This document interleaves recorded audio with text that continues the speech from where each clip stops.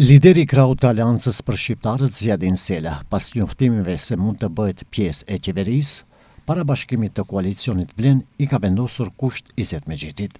Sela thekson se çdo diskutim për përfshirjen e pushtetin ekzekutiv duhet të bazohet në kushte të qarta politike, ndërsa prioritet për Aleancën për Shqiptarët mbetet zbatimi i parimit të badenterit në gjykatën kushtetuese.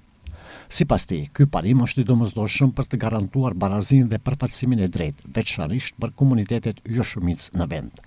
Nga Vlen vlerësojnë se pas 9 majit, kur do të mbahet kongresi i koalicionit, do të nisë një ristrukturim dhe bashkim i ri politik në bllokun shqiptar.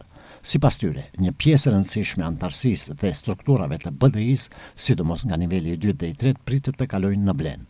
Në të njëjtën kohë, nga koalicioni bëjnë të ditur se ka bisedime në nivele më të ulta me Aleancën për Shqiptarët e Selës lidhur me hyrjen e saj të mundshme në qeveri. Disa ditë para kongresit nga Vlen theksojnë se më 9 maj përfundon iluzioni politik se shqiptarët mund të mbeten të ndarë përgjithmonë. Në ditën e Evropës, Vlen shkon drejt Kongresit të Bashkimit si forcë që e ka kuptuar mesazhin e kohës.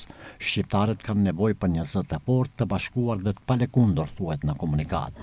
Në Kongres, sipas paralajmërimeve, 850 delegatë do të konfirmojnë procesin e bashkimit, i cili, siç thon nga Vlen, synon sundimin e ligjit gjyqësor të pavarur, tolerancë zero ndaj korrupsionit, integrime evropiane dhe mbrojtje të identitetit kulturor dhe kombëtar.